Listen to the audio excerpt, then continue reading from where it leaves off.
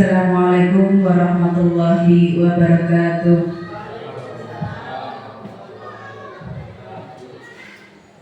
Bismillahirrahmanirrahim.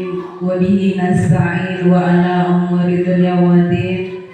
Wassalatu wassalamu ala asyrafil anbiya'i wal mursalin sayyidina wa maulana Muhammadin wa ala alihi wa sahbihi ajmain, amma ba'du. Yang terhormat Bapak Suntari SPD MPD selaku Kepala UPT SD Negeri Sukoharjo 1, yang kami hormati Bapak Ibu Dewan Guru beserta staf tata usaha UPT SD Negeri Sukoharjo 1.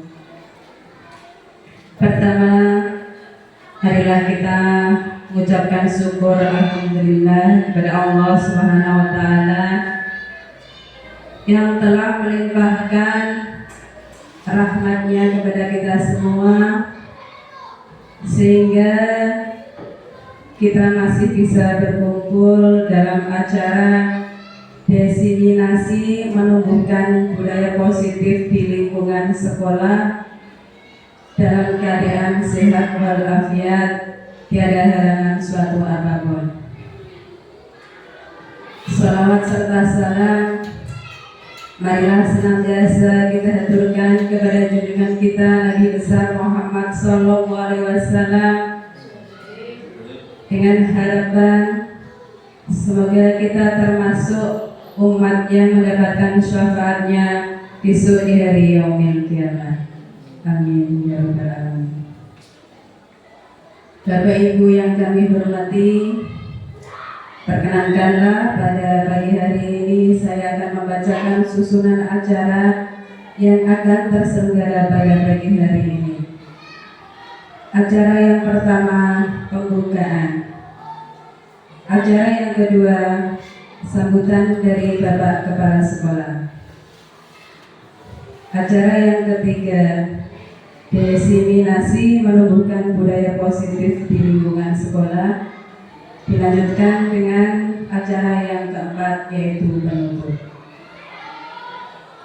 Bapak Ibu yang berbahagia, sebelum acara ini kita mulai, marilah acara ini kita buka dengan bacaan suratul Fatihah dengan harapan semoga acara pada pagi hari ini mendapatkan ridho dari ilahi Rabbi. Ala niyatin sholihatin al-Fatihah.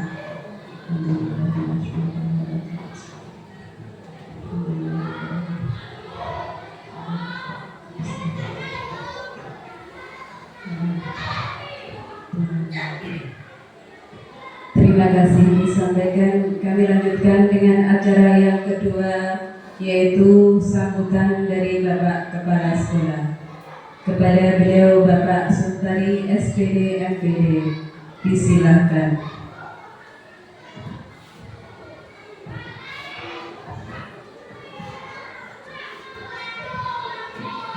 Assalamualaikum warahmatullahi wabarakatuh. Alhamdulillah rabbil alamin.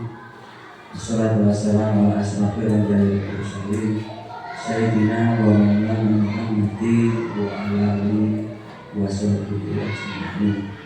Rabbi shrah li sadri wa yassir li amri wa hlul 'uqdatam min lisani yafqahu qawli. Yang kami hormati teman-teman pendidik dan tenaga pendidikan SDN Sukoharjo 1, wabil khusus Ibu Nyanya SPD selaku calon guru penggerak. Pertama, marilah kita selalu memanjatkan puji syukur kehadiran Ilahi Rabbi yang mana pada pagi hari ini kita masih diberikan kesehatan, kenikmatan sehingga masih bisa beraktivitas seperti biasa. Selanjutnya sholawat serta salam monggo kita selalu aturkan kepada junjungan kita Nabiullah Muhammad Sallallahu Alaihi Wasallam. Bapak-bapak serta ibu yang saya hormati, pertama kami selaku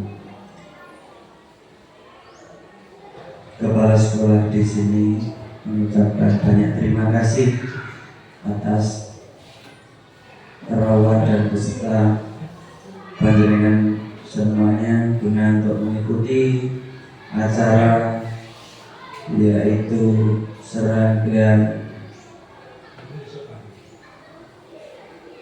apa bunga acaranya diseminasi. Perlu saya sampaikan Bapak Ibu sekalian bahwasanya dalam program sekolah penggerak itu nanti begini, endingnya itu nanti kita semuanya itu disuruh ke murid semuanya begitu. Jadi semuanya nanti itu untuk kebahagiaan, untuk kesenangan dari murid-murid semuanya. Sebelumnya itu perlu saya sampaikan bahwasanya dalam program pemerintah ini yaitu melalui program sekolah penggerak atau yang dilaksanakan dunia ini adalah pendidikan guru penggerak begitu ya, pendidikan guru penggerak. Pendidikan guru penggerak ini lamanya kurang lebih yaitu 6 bulan. Jadi mulainya kapan, termasuk angkatan yang berapa belum 7, 10 ya, latihan 10. Jadi selama ya, jadi selama 6 bulan ini salah guru penggerak ini digembleng oleh sistem untuk melaksanakan yaitu serangkaian apa-apa tahapan-tahapannya, diantaranya yaitu melalui praktek baik seperti ini. Ini termasuk praktek baik dunia ya, termasuk praktek baik ini digunakan untuk sesama teman sejawat, termasuk kita semuanya ini, panjenengan semuanya ini termasuk teman sejawat. Setelah itu nanti mungkin ada RTF atau rencana tindak lanjut setelah melaksanakan praktek baik ini, dan kemudian selanjutnya nanti diikuti dengan setelah melaksanakan rencana tindak lanjut nanti ada kolaborasi. Ada salah begitu dunia ya. Ada kolaborasi tentunya. Kolaborasi itu maksudnya yaitu perpaduan antara calon penggerak dan teman-teman sekalian. Bapak-bapak Ibu yang saya cintai, perlu kita ikuti tahapan ini semuanya. Mari kita dukung program pemerintah ini melalui calon guru penggerak yang mana panjenengan semuanya nanti ini diharapkan diharapkan untuk mengikuti yaitu program guru sebagai guru penggerak. Kenapa aku setuai? Harapannya pemerintah tidak demikian. Jadi saya mohon yang muda-muda seperti Bu Yuyun, Pak Ahmad, ya, Pak Agus Taufik, Bu Lia, Bu Yun, nah semuanya untuk mengikuti langkah-langkah yang telah dilakukan oleh teman kita Bu Nyamiati. Jadi intinya dalam program penggerak, dalam program Merdeka Mengajar, Merdeka itu artinya yaitu bebas dari tekanan manapun. Ya betul banget. Jadi merdeka. Jadi tidak ada intervensi campur tangan dari pihak lain. Nah itu artinya merdeka. Kurang lebihnya begitu. Jadi artinya secara harfiahnya merdeka itu seperti itu. Nah mungkin terkait dengan calon guru penggerak itu juga demikian nantinya. Jadi kita ini nantinya kita semuanya kita itu artinya juga dari teman guru, kemudian komite lingkungan, pokoknya stakeholder yang terkait dengan sekolah kita itu harus berperan aktif di dalam pencapaian yaitu sekolah penggerak. Jadi endingnya nanti kita semuanya itu nanti akan dibawa ke perubahan yang lebih maju, lebih baik gitu. Intinya demikian. Oleh karena itu mari kita sekali lagi kita dukung teman kita Bunia ini nantinya sebagai apa ya, sebagai literasi juga termasuk ya. Jadi mungkin kalau yang pertama itu seperti ini tahapannya seperti ini. Nah ini mari kita ikuti, kita dukung sehingga tidak hanya keberhasilan itu tidak hanya dari yang bersangkutan, dari calon penggerak sendiri, tentunya bagi panjenengan semua juga berguna nantinya, dan tentunya untuk kebaikan kemajuan SD kita yang kita cintai ini, begitu. Kemudian Bapak Ibu sekalian, jadi intinya nanti kita sebagai pendidik ini dibawakan begini, untuk membawakan yaitu mindset kita, pola pikir kita itu dibawa ke bentuk perubahan seperti nanti yang akan disampaikan oleh Bunia, yaitu tentang apa Bunia? Destinasi budaya positif. Begini, saya singgung sedikit. Budaya positif ini baik sekali. Jadi kita sebagai pendidik ini harus sudah berubah dengan apa? Dengan pola pikir atau dengan metode sebelum ini, ya.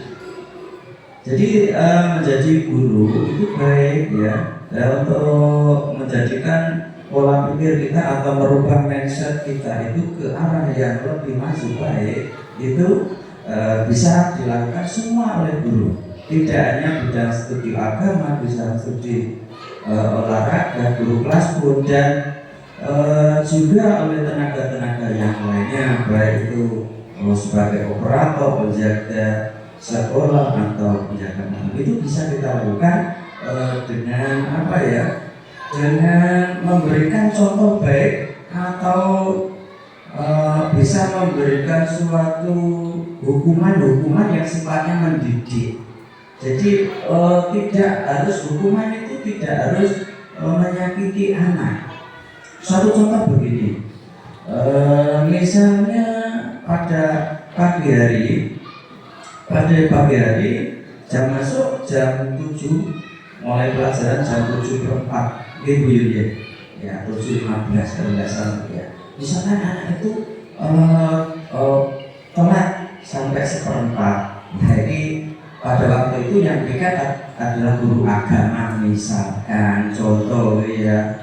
Nah ini Bu Nia selaku guru agama ini bisa memberikan bisa memanggil anak tersebut, sini nak. Nah ini bisa diberikan hukuman yang mendidik itu apa contohnya? Misalkan punya memberikan bidang studi agama, suruh membaca surat Al-Fatihah atau ayat apa ada.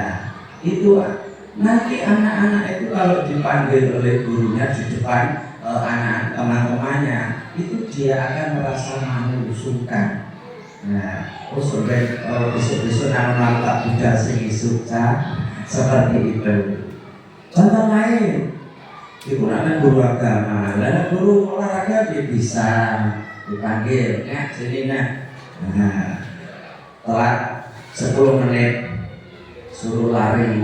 Nah, lari itu satu sekali Pak Diano, apa yang mabuk bocah ya, itu tidak mendidik namanya ya, disuruh lari atau push up gitu. Dengan demikian itu sudah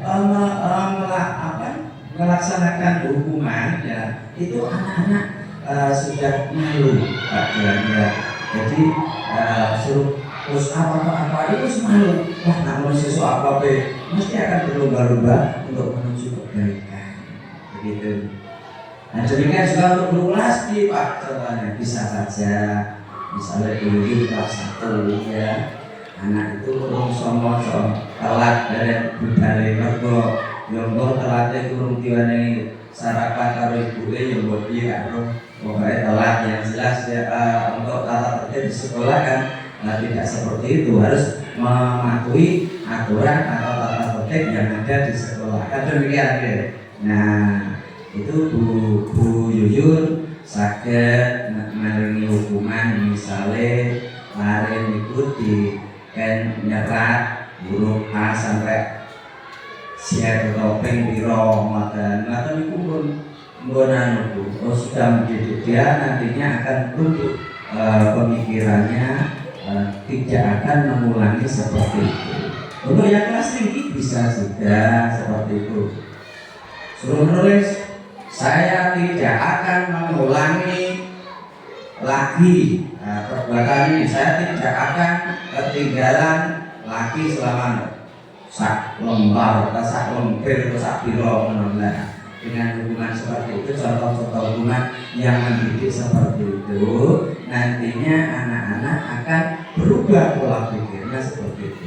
Jangan sampai sekarang menjadi bapak ibu guru itu melakukan kekerasan ya, itu jangan sampai nanti akan menimbulkan yaitu yang tidak di luar, nantinya akan tidak harmonis antara pihak sekolah dengan komite atau dengan lingkungan atau dengan instansi yang lainnya begitu. Itu saya kira yang perlu saya sampaikan. Mohon maaf apabila di dalam kami menyampaikan ini kurang lebihnya itu hanya gambaran saja secara umum. Nanti untuk lebih detailnya apa yang harus disampaikan oleh calon guru penggerak dunia, nanti tolong untuk didiskusikan bersama untuk menghasilkan hasil yang baik atau yang diharapkan oleh calon penggerak maupun dari keuntungan dari lembaga kita. Itu saya kira yang perlu sampaikan sebagai prakata pembicaraan dari saya. Ada kurang lebihnya saya mohon maaf. Saya akhiri. Assalamualaikum warahmatullahi wabarakatuh.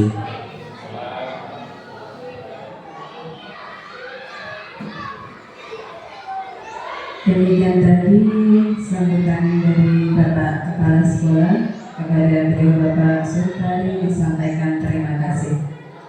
Kami lanjutkan dengan acara yang ketiga, yaitu destinasi menumbuhkan budaya positif di lingkungan sekolah di UPT SD Negeri Sukoharjo 1 yang akan disampaikan oleh Ibu Nyamiati.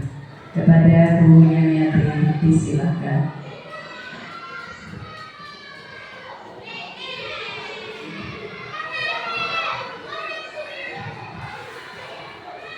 Terima kasih waktunya Bu. Bismillahirrahmanirrahim. Assalamualaikum warahmatullahi wabarakatuh. Alhamdulillahirabbil alamin wa bihi nasta'inu ala umuri dunya waddin sayyidina wa maulana Muhammadin wa ala alihi wa sahbihi ajma'in. Kepada yang saya hormati Bapak Sultari SPD MPD selaku Kepala Sekolah UPT SD Negeri Sukoharjo 1,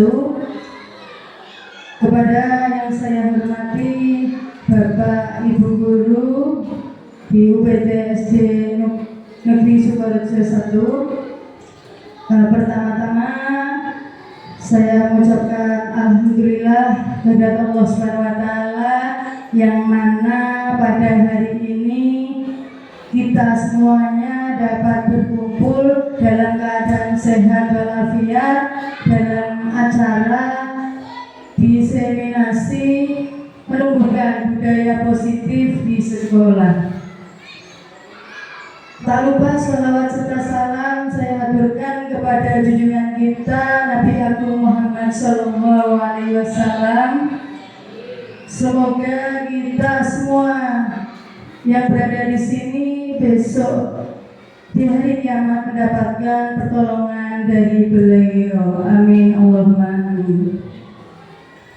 Bapak Ibu guru semuanya, sebelum saya laksanakan diseminasi, saya mengucapkan terima kasih yang sangat banyak dan sebesar-besarnya untuk Bapak Kepala Sekolah dan untuk Bapak Ibu guru semuanya yang mana sudah rela dan ikhlas membantu saya demi terselenggaranya tugas aksi nyata saya di modul 1.4 ini. Padahal Bapak Ibu guru mesti ada acara yang lebih penting lagi sebenarnya. Ada kerepotan yang sangat luar biasa sebenarnya, tapi masih mau meluangkan waktu untuk kami. Dan selanjutnya saya mohon maaf ya Bapak Ibu guru semuanya, dimaafkan ya. Baik, ketika kita berdiskusi dengan visi dan prakasa perubahan, saya sudah pernah menyampaikan bahwa saya sudah belajar 3 modul dari modul 1.1,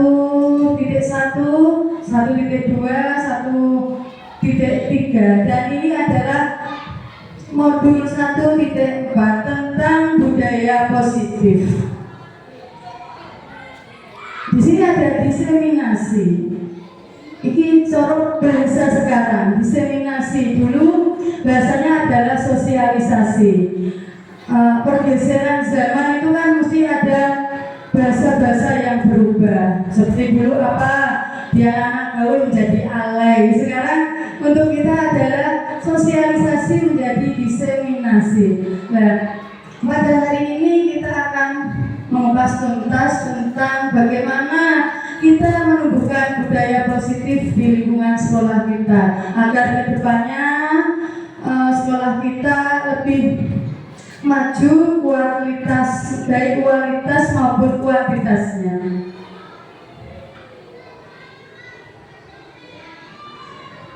Sekali lagi di sini kita belajar bersama, tidak ada guru ataupun murid, kita sama-sama belajar. Sebelum dimulai, salam bahagia untuk Bapak Ibu guru semuanya. Kita harus selalu bahagia ya Bapak Ibu. Ya, kalau udah bahagia repot Pak. Ada masalah apa-apa di rumah dibawa ke sekolah, akhirnya muridnya yang kena. Nanti kasihan muridnya. Dan semoga Allah selalu melindungi kita dan memberikan keberkahan hidup untuk kita sehingga kita menjadi orang yang bermanfaat.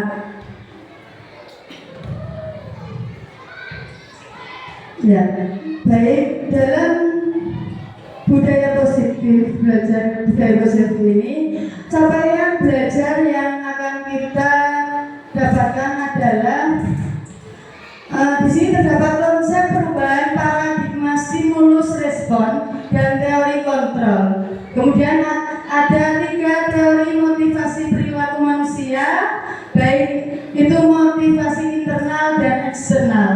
Kemudian nanti kita akan belajar keyakinan kelas, kemudian hukuman dan penghargaan, 5 kebutuhan dasar manusia, serta 5 posisi kontrol guru dan segitiga restitusi.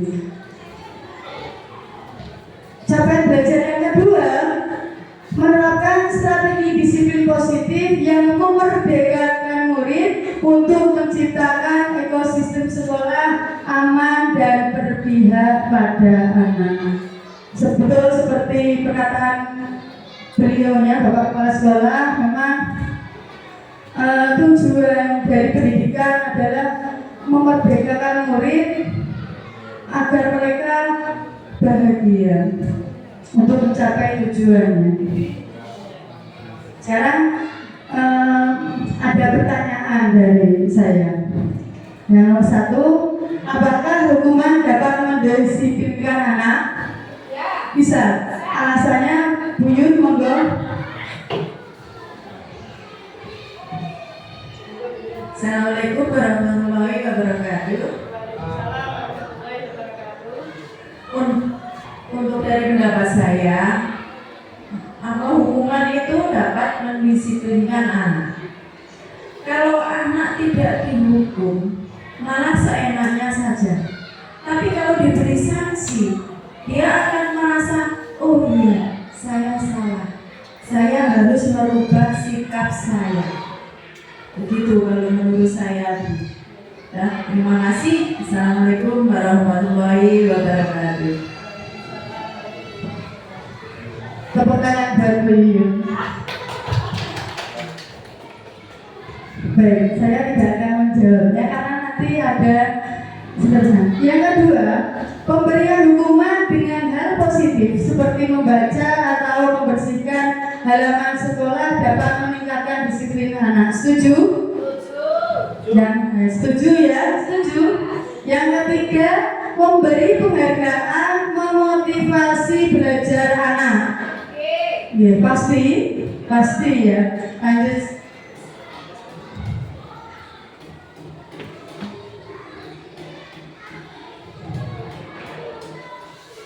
Ya, kita akan belajar disiplin positif dan nilai-nilai kebijakan universal. Apa itu nilai-nilai kebijakan universal?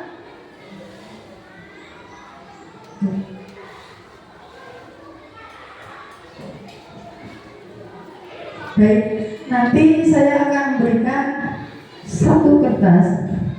Bapak Ibu guru boleh menuliskan satu kata atau dua kata, enggak apa-apa, yang paling berharga dalam hidup Bapak Ibu guru. Yang paling berharga. Kalau punya dua enggak apa-apa, Mas Agus dua.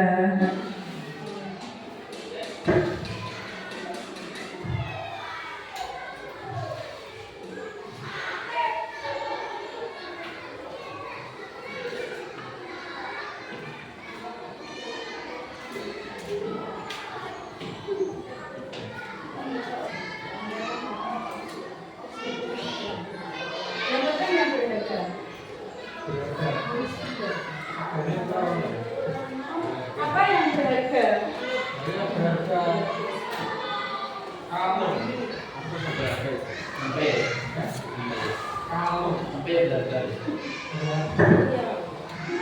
Silakan ditulis.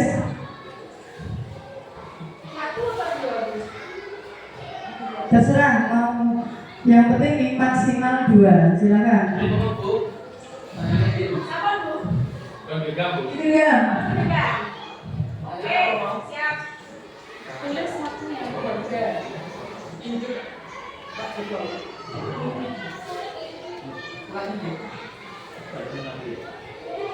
Sudah? Sekarang kertas yang sudah ditulisi itu panjenengan genggam sekuat-kuatnya.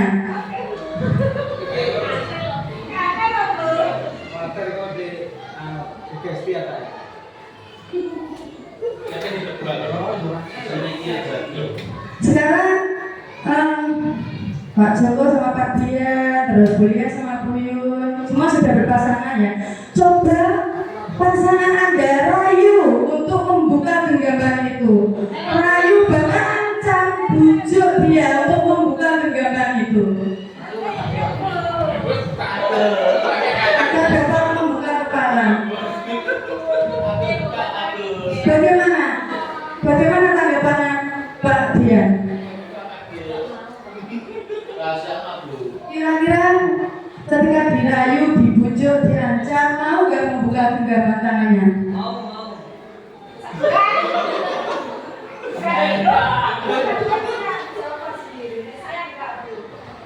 Bulian? Tidak. Alasannya apa Bulian?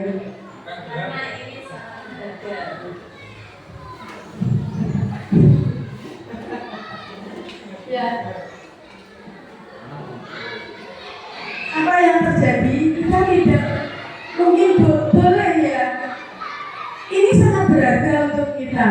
Itu nanti akan masuk motivasi inspirasi kita. Nah, kita lanjutkan sekarang. Nanti kita akan ketemu jawabannya. Nah, siapa sesungguhnya yang memiliki kontrol pengendalian diri untuk kita? Ada dua, stimulus respon dan teori kontrol atau teori pilihan. Nah, kalau stimulus respon rangsangan dari luar, kita mencoba mengubah orang agar kita berpandangan sama dengan kita. Kemudian kalau teori kontrol, kita berusaha memahami pandangan orang lain tentang dunia. Yang kedua, perilaku buruk dilihat sebagai suatu kesalahan. Nah, ketika kita melihat tadi ada anak yang berangkat sekolah terlambat langsung dimarahi, itu kita melihat itu adalah kesalahan. Padahal semua yang dilakukan anak, termasuk bapak ibu sendiri, itu adalah perilaku itu memiliki tujuan. Mungkin dia terlambat, kita kan tidak tahu. Dia terlambat mungkin di rumah membantu ibunya dulu atau bagaimana, kita kan tidak tahu. Maka dari itu perlu penelusuran yang mendalam. Kemudian orang lain bisa mengontrol saya, itu menurut stimulus respon. Tetapi menurut teori kontrol hanya Anda yang bisa mengontrol diri Anda. Saya bisa mengontrol orang lain, yang betul Anda tidak bisa mengontrol orang lain. Seperti pada acara ini, bukan saya bisa mengontrol orang lain, tetapi saya yang bisa mengontrol diri saya sendiri. Saya bisa mengendalikan diri saya sendiri sehingga mampu mengkomunikasikan kepada Bapak Kepala Sekolah dan Bapak Ibu Guru sehingga acara ini bisa terjadi. Kemudian pemaksaan pada saat bujukan gagal, itu stimulus respon. Yang teori kontrol, kolaborasi dan konsensus menciptakan pilihan-pilihan baru. Kalau stimulus respon, model berpikir menang kalah. Kalau teori kontrol, model berpikir menang-menang. Ini maksudnya begini Bapak Ibu.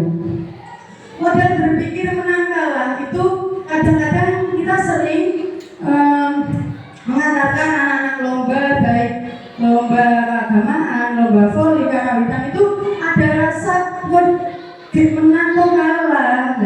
Ketika kalah, hal itulah yang akan menjadikan awal kita untuk menang. Maka kita harus berpikir menang apapun yang terjadi. Karena kalah adalah awal dari kemenangan.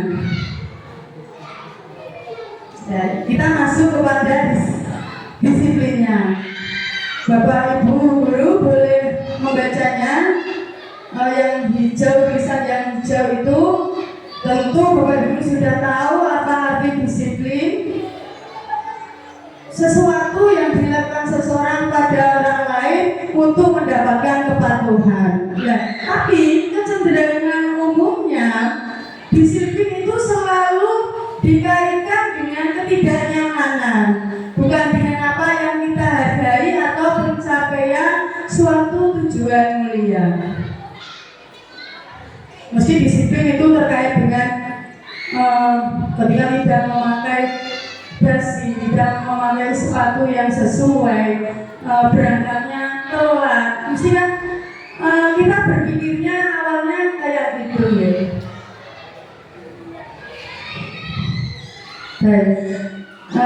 Kalau berbicara dengan disiplin, ada nilai-nilai kebajikan universal.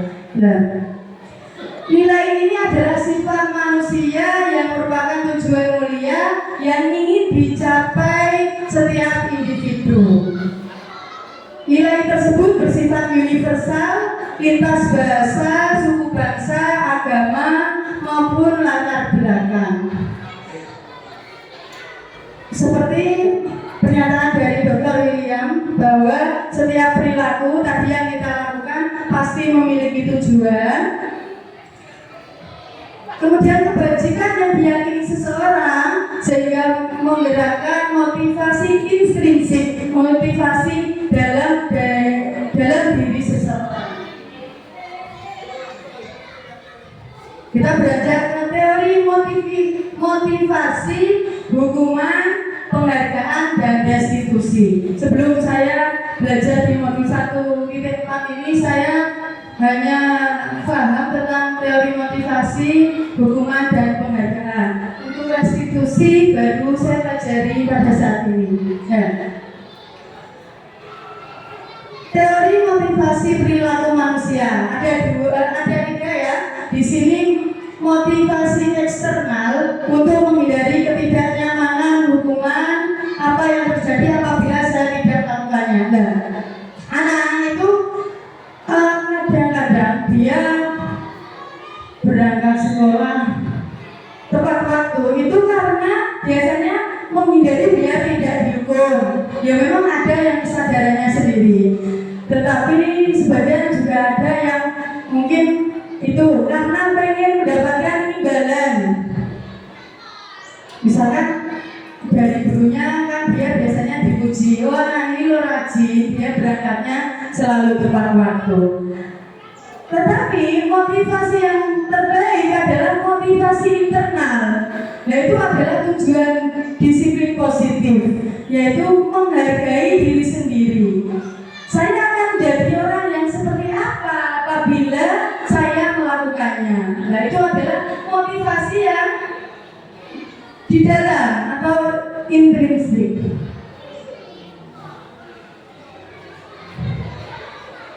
Selanjutnya, seperti apa yang dikatakan Bapak Kepala Sekolah tadi, apa itu merdeka? Kita berada di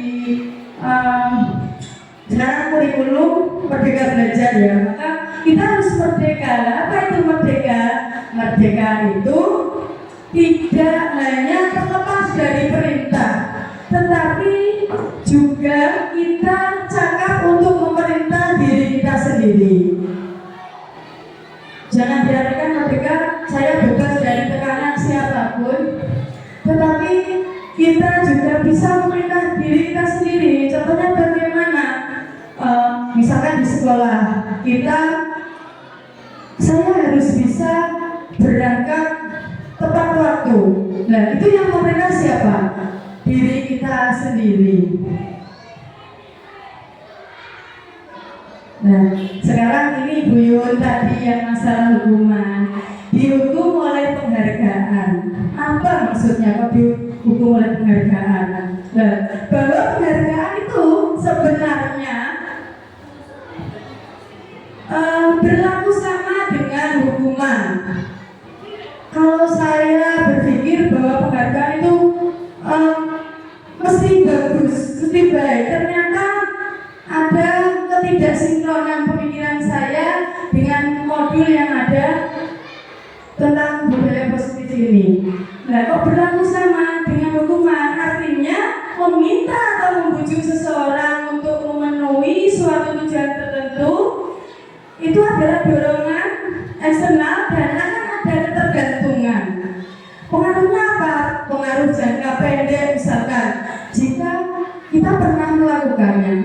Anak-anak yang berprestasi itu diberikan piagam, piala. Nah, itu untuk jangka pendeknya mungkin dia akan semangat belajar jangka pendek.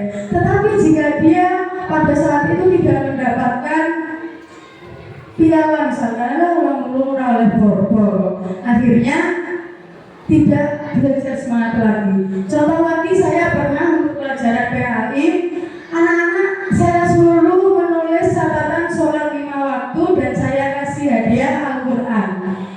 Nah, itu ada sekitar 10 anak yang melaksanakan karena tak kasih penghargaan hadiah berupa Al-Quran. Tetapi setelah saya tidak melaksanakan itu, mereka tidak melaksanakan lagi. Nah, jadi pengaruhnya hanya jangka pendek penghargaan itu sebenarnya. Kemudian penghargaan itu menghukum. penghargaan dan hukuman itu sama-sama mengendalikan diri seseorang. Penghargaan mengurangi ketepatan. Nah, ketika seseorang sudah mendapatkan penghargaan, biasanya akan berubah. Dia akan merasa dirinya bisa dan akhirnya akan timbul sombongnya. Betul apa tidak, Bapak Ibu? Betul. Kemudian penghargaan itu tidak efektif. Betul, tidak efektif karena ternyata ada ketergantungan tadi. Kemudian penghargaan merusak hubungan baik antara siswa dan guru, hubungan baik antara murid dengan murid itu akan bergeser, mungkin bisa juga rusak hubungannya. Misalkan di kelas 3 ada yang paling pintar dan mendapatkan juara 1, dapat buku 1 part. Nah, padahal yang ada anak yang kepandaiannya setara dengan itu, tetapi dia tidak mendapatkan hadiah. Nah, maka anak tersebut nanti akan merasa, loh, aku loh saja nih pintar kode kuwi, cuma karena nilai saiki loh tidak dapat hadiah. Akhirnya dendam dengan gurunya, kemudian dendam dengan temannya. Nah, itu akan merusak hubungan. Nah, bentuk program kebajikannya bagaimana kalau tidak melalui penghargaan? Kita bisa menerapkan melalui apresiasi. Nah, apresiasi itu pengakuan secara khusus kepada anak yang dianggap lebih. Tetapi kita juga memberikan pengakuan kepada semua murid secara bergantian. Misalkan ada anak yang belum bisa membaca tetapi memiliki perilaku yang baik, peduli dengan temannya, maka kita harus memberikan pengakuan juga kepada anak tersebut. Nah, contoh pengakuan di sini ada. Ini kemarin ada dari peserta didik kita ya, Bu Aska. Kemarin saya perhatikan rasa empatimu besar sekali pada saat menolong murid baru di kelas kita. Kemarin ada Mas Raffi yang ketika mau upacara, apa ini namanya, Bu? Yang di topi, pinnya rusak. Nah, pada saat itu rasa empatinya Mas Aska sangat besar sekali. Kemudian ditolong dengan uang sakunya dibelikan pin tersebut. Nah, meskipun Mas Aska ini dalam hal akademik kurang, Bu, tapi kita patut memberikan apresiasi. Nah, contohnya ada yang lain. Saya menghargai kepedulianmu pada saat kamu membantu teman-temanmu tugas kelompok. Ya, sekarang gantian. Tindakan guru nanti disebutkan, kemudian apakah ini termasuk hukuman atau konsekuensi. Mencatat 100 kali di dalam buku kalimat saya tidak akan terlambat lagi, itu termasuk hukuman atau konsekuensi. Hukuman, Mas Agus? Nanti kita buktikan ya. Hukuman kata Mas Agus. Yang kedua, lari mengelilingi lapangan basket 2 kali karena terlambat hadir di sekolah. Hukuman. Lanjut, murid diminta untuk push up 15 kali karena tidak menggunakan masker ke sekolah. Biasanya Pak Agus ini. Hukuman. Selanjutnya, menggantikan kertas tugas teman yang telah dicoret-coret. Konsekuensi, membersihkan tumpahan air di meja tulis karena tersenggol pada saat belajar. Konsekuensi, murid disuruh untuk mengenakan sepatu seharian di sekolah karena tidak mengenakan sepatu sekolah. Hukuman di hukuman. Lari mengelilingi lapangan basket 2 kali karena terlambat 10 menit untuk pelajaran PJOK. Pak Dian lagi ini. Apa Pak Dian kira-kira? Konsekuensi. Kita buktikan. Jangan baca. Betul? Sesuai? Sesuai. Nah, sekarang apa perbedaan hukuman dan konsekuensi?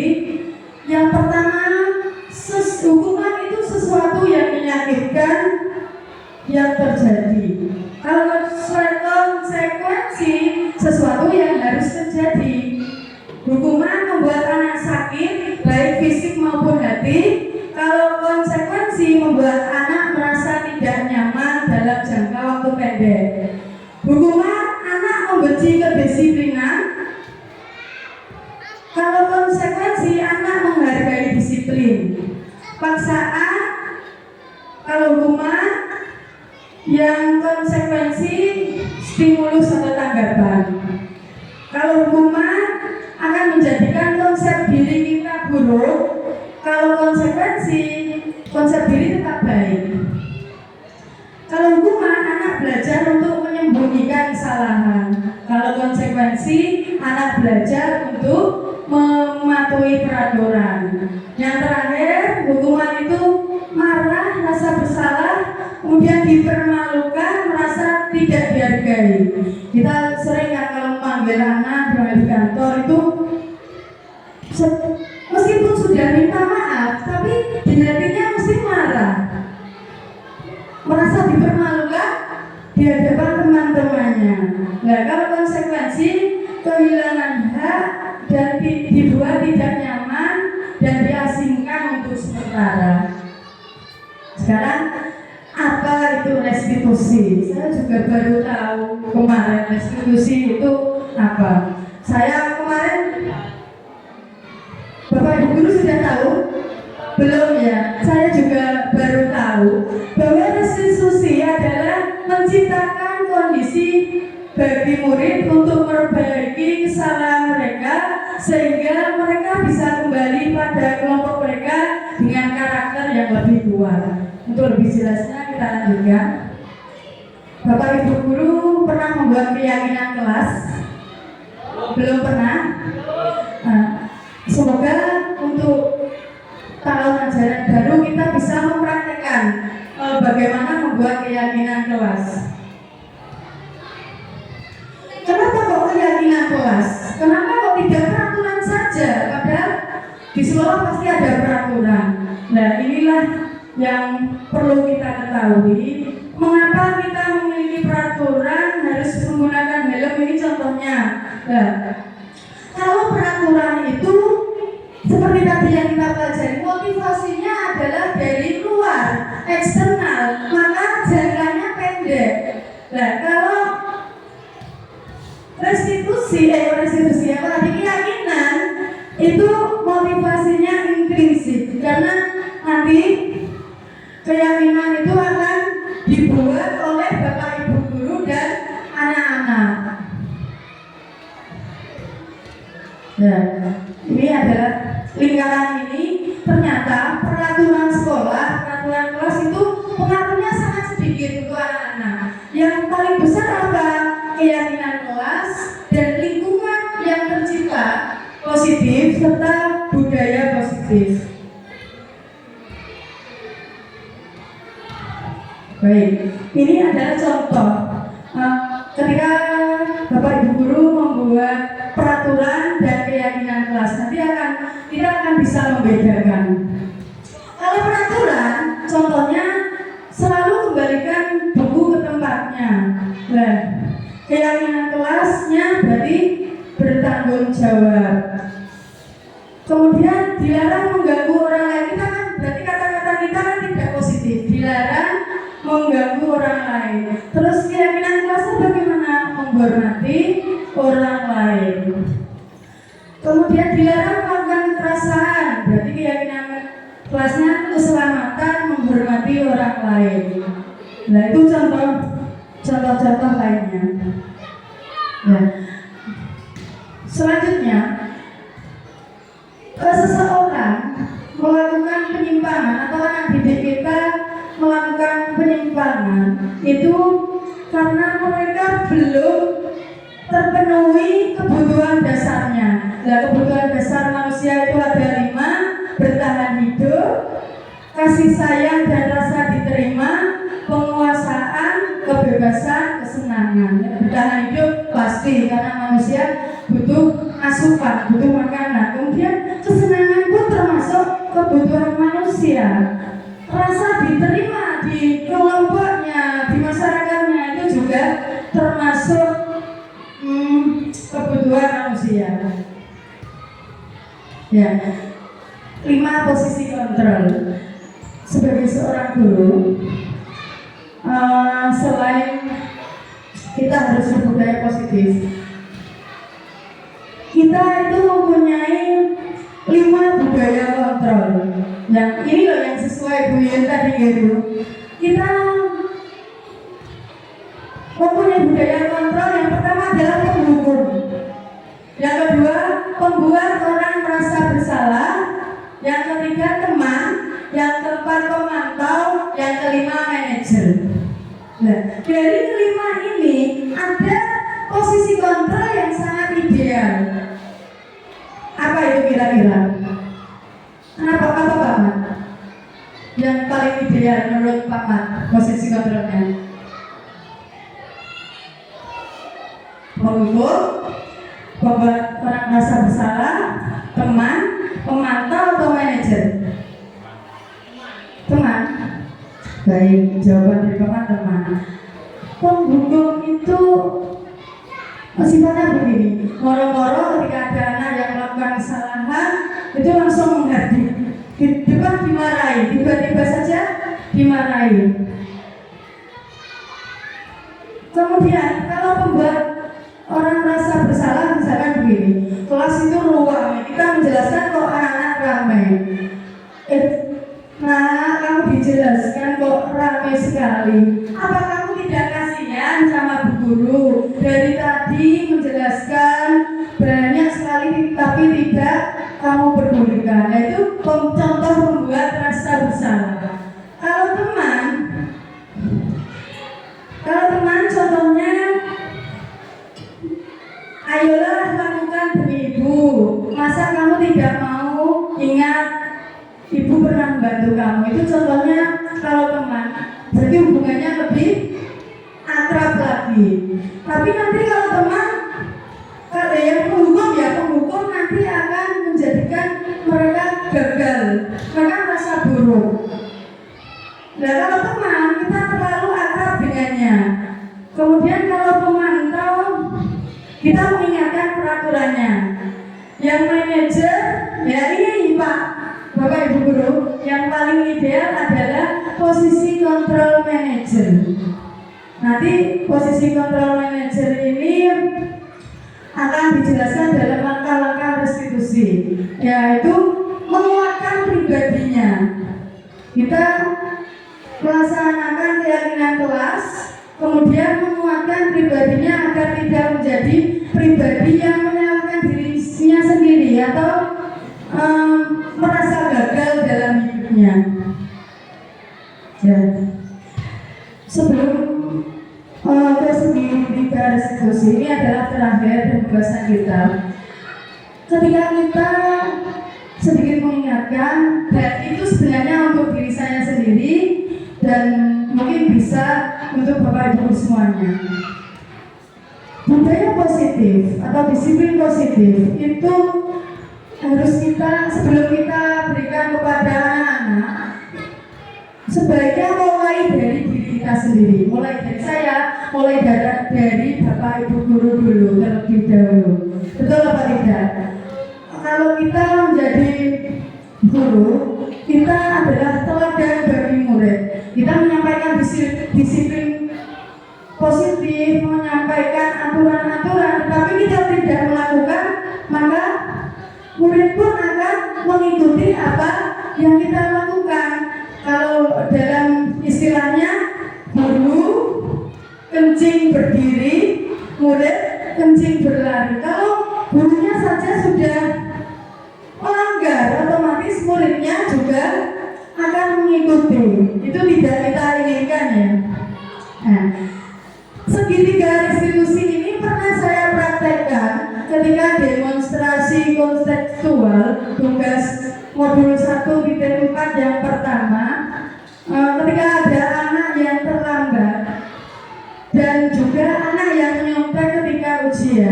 Nah ternyata ini sangat efektif untuk mengatasi permasalahan murid yang kadang menyimpang. Ya. Kita harapkan dari segitiga restitusi ini, yang pertama adalah menstabilkan identitas. Besok kita coba ya Pak Dian saya itu sering menghukum ya Pak. Saya sekarang mau coba menghukum anak. Nanti saya dibenci dengan anak-anak, tidak dengan saya. Dia dicegah tengah jalan. Saya kan tidak berani Pak. Nah, keyakinan kelas. Apa tadi? Restitusi itu ada, segitiga restitusi itu ada 3 tahapan. Yang pertama adalah menstabilkan identitas. Itu buat anak yang merasa gagal. Kalau dihukum tadi kan merasa dirinya gagal ya. Karena berbuat salah menjadi positif terhadap dirinya. Contohnya bagaimana perkataan menstabilkan identitas? Begini, berbuat salah itu hal manusiawi. Tidak ada manusia yang sempurna. Bapak Ibu pun juga pernah melakukan kesalahan. Nah itu salah satu contoh. Otomatis dia akan merasa, oh sing salah itu gak aku toh.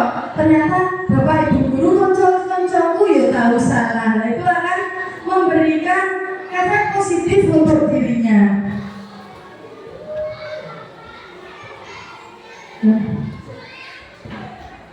Selanjutnya validasi kebutuhan. Yang kedua, validasi tindakan yang salah. Nah, ini membantu murid mengenali kebutuhan dasar yang ingin dipenuhinya ketika melakukan kesalahan. Ya, contoh perkataannya bagaimana? Kamu bisa saja melakukan hal yang buruk, tapi kamu tidak melakukannya hari ini. Kemudian kamu pasti punya alasan mengapa melakukannya. Di sekolah kita sering terjadi di kelas 5 ya Pak Mat. Apa namanya?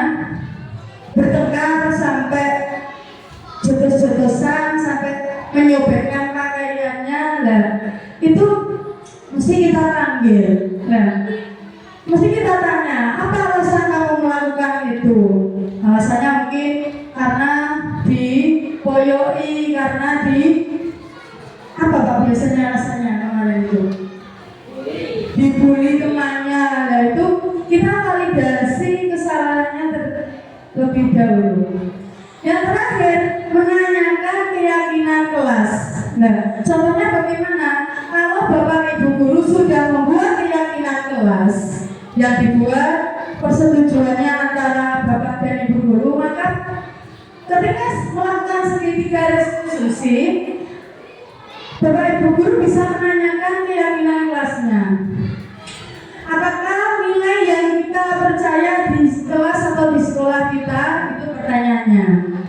Kelas yang ideal itu seperti apa sih? Kita tanya, kemudian anak didik kita ingat, maka dia akan berusaha sendiri untuk mengenali apa kesalahannya dan bertanggung jawab atas kesalahannya. Dia menyadari kemudian berusaha untuk memperbaikinya.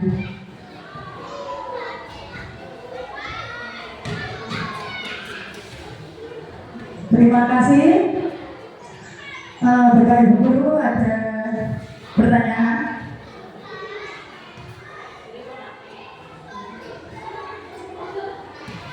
Ini Bu mau bertanya, saya kok mengapa saya juga sering memberi hukuman pada anak. Dulu soalnya saya ya diajarnya ya seperti itu. Saya belum tahu bagaimana ya kalau memberi hukuman itu bisa seperti ini namanya, begitu. Belum mengerti. Guru saya juga mengajarnya seperti itu. Jadi saya juga menganggap seperti itu, kalau diberi hukuman anak-anak pasti akan berubah. Nah itu menurut saya. Kok setelah melihat ini saya juga berpikir, oh saya banyak salah, berarti saya sering dibenci sama anak-anak. Nah, bagaimana caranya aku bisa merubah seperti itu. Saya sendiri bagaimana, menurut dunia harus bagaimana, begitu loh Bu ya, untuk merubah dari hukuman menjadi itu bagaimana. Nah begitu Bu, terima kasih. Baik, terima kasih. Pertanyaannya Bu Yul, tidak hanya Bu Yul saja ya. Mungkin saya, Bu ya, Pak Mat, Pak Dia. Dulu pada waktu sekolah saya masih ingat sekali. Padahal itu tidak pola jarak gitu loh. Itu saya dicapem, bubu dicapem sampai abang. Nah itu sampai sekarang masih ingat kan?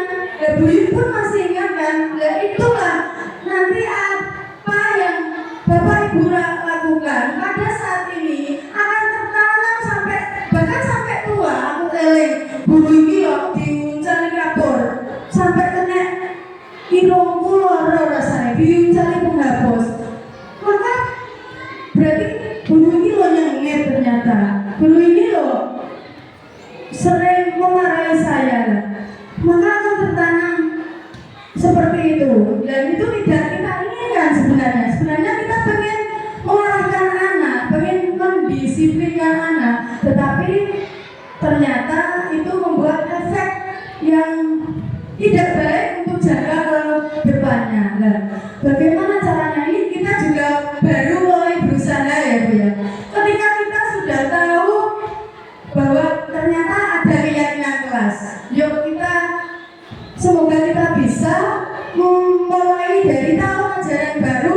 Ketika kita masuk kelas pertama kali, yang kita lakukan adalah kita membuat keyakinan kelas. Membuat keyakinan kelas, Bapak Ibu guru bertanya pada anak-anak apa yang baik untuk kelas kita. Misalkan tadi kan sudah ada contohnya, apa tadi Bu? Masuk kelas tepat waktu, menghormati orang lain, terus melaksanakan piket bersama, misalkan. Nah, kita tulis keyakinan kelas kita itu, kita tulis. Kalau sekarang diketik, dibuat semenarik mungkin, kita tempelkan ke kelasnya. Nah, ketika anak, namanya anak-anak, kita saja sebagai guru pernah melanggar pelatihan anak. Ada yang melanggar keyakinan kelas tersebut, kita laksanakan restitusi. Kita panggil anak tersebut dalam rangka apa? Tadi tahap-tahapannya tadi, yang terakhir tadi, yang apa pertama tadi Pak? Masih ingat?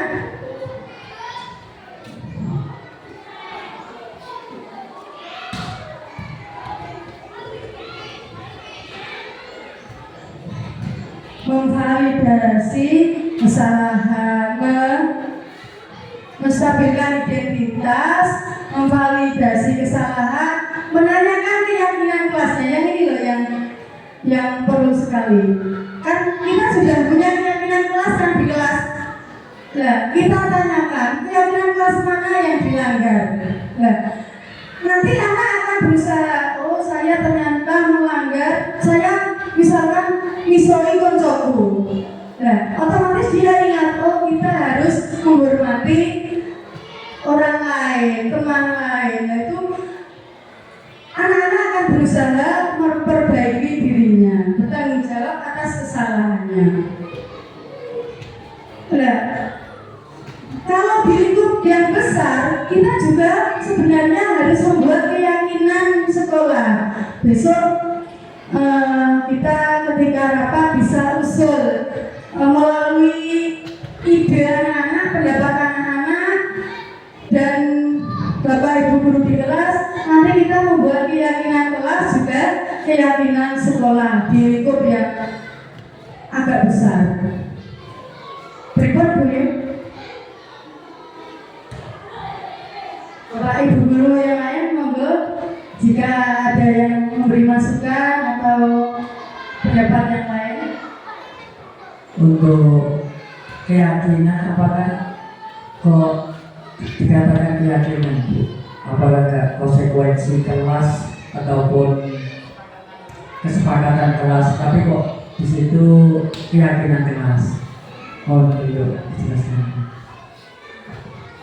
Baik, terima kasih Pak Dian atas masukannya. Kenapa kok di sini kok keyakinan kelas, di modul ini kok tidak kesepakatan kelas atau konsekuensi? Nanti kalau konsekuensi berarti tadi akan menggagalkan anak, apa namanya, perilaku anak nanti. Oh saya telah melakukan kesalahan. Nah, kenapa kok tidak berkesepakatan kelas? Kesepakatan kelas adalah cikal bakal dari keyakinan kelas. Kita membuat kesepakatan dulu Pak kepada anak-anak.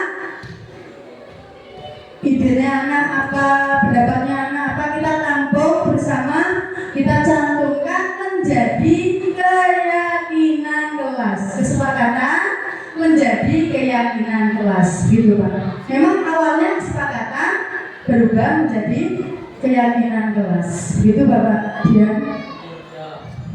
Monggo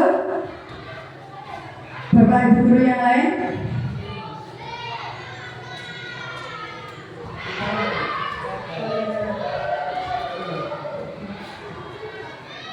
Di sini untuk yang sangat berpengaruh itu budaya. Di budaya positif termasuk di dalam budaya itu mencakup untuk lingkungan apa sendiri-sendiri, karena lingkungan juga terkaitan dengan budaya setempat. Di situ dibedakan antara lingkungan dan budaya. Itu yang dimaksud gimana Bu? Oh. Ini budaya positif paling berpengaruh. Ini bukan berbeda-bedakan Pak.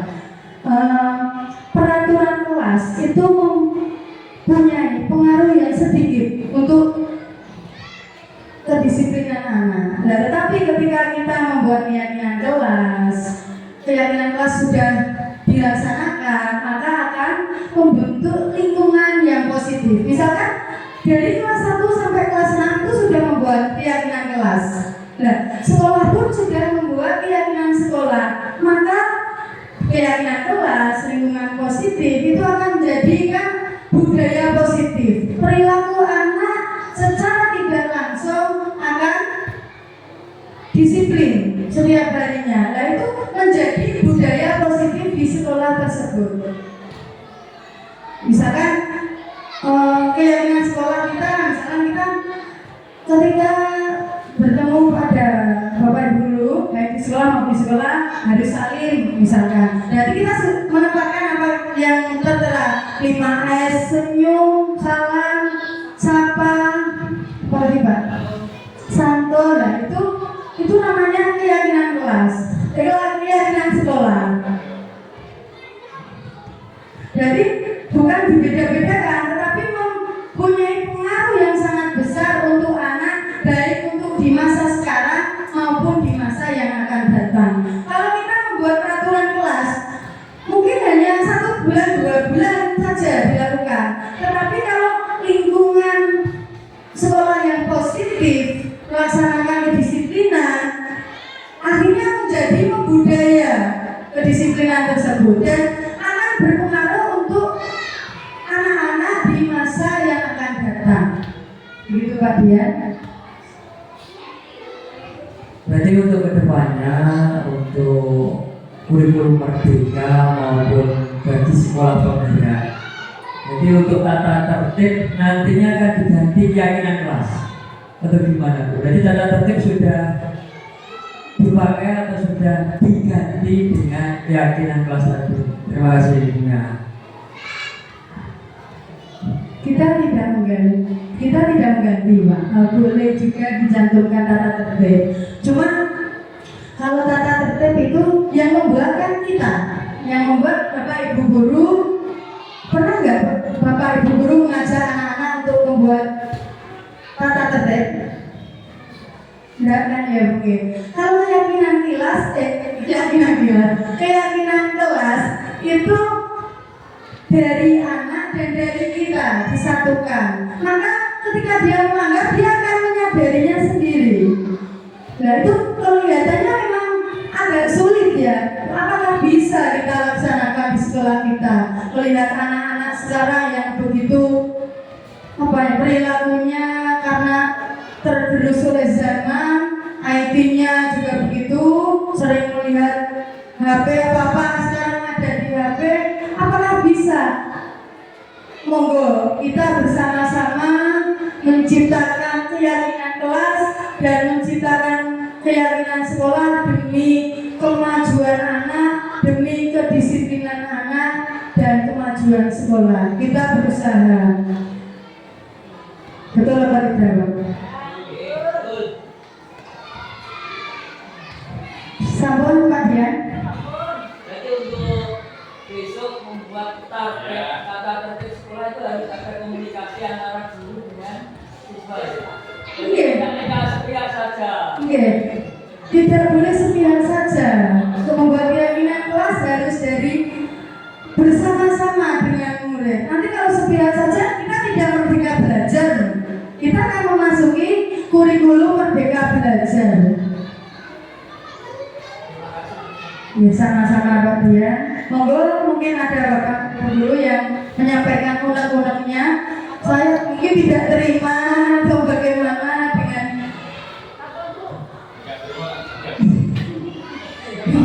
apa yang sudah saya sampaikan dari modul 1 titik 4 ini. Sampun? Sampun Mas Agus. Terima kasih Bapak Ibu semuanya.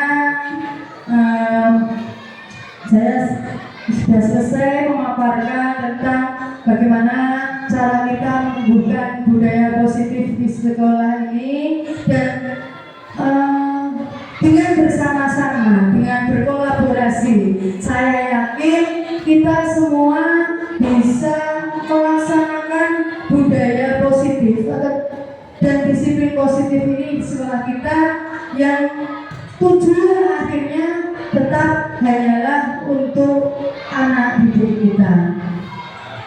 Saya mohon maaf apabila ada kesalahan kata, baik yang sengaja ataupun tidak saya sengaja. Mohon maaf ya Bapak Ibu. Ya, terima kasih. Saya akhiri. Wassalamualaikum warahmatullahi wabarakatuh.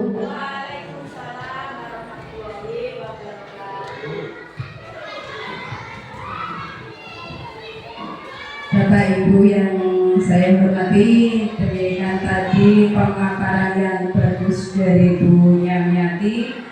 Semoga dengan acara ini, setelah ini tahun ajaran baru, sekolah kita menjadi sekolah yang terencana, yang setiap kelas membuat keyakinan kelas dan ditangkap di per kelas ya dunia ya. Semoga acara ini bermanfaat dan bisa menjadikan sekolah kita menjadi lebih baik lagi. Tingkah laku anak kita juga positif, kita Bapak Ibu juga ikut positif, dan untuk menumbuhkan budaya disiplin juga, semoga kita menjadi lebih disiplin lagi, karena kata dunia itu kedisiplinan itu harus dipaksakan dan dibiasakan ya dunia ya. Bapak Ibu yang saya hormati, sebelum acara ini kita akhiri, marilah acara ini kita tutup dengan bacaan hamdalah. Alhamdulillahirobbilalamin. Saya sebagai pembawa acara kurang lebihnya mohon maaf. Saya akhiri. Wabillahi taufiq wal hidayah. Wassalamualaikum warahmatullahi wabarakatuh.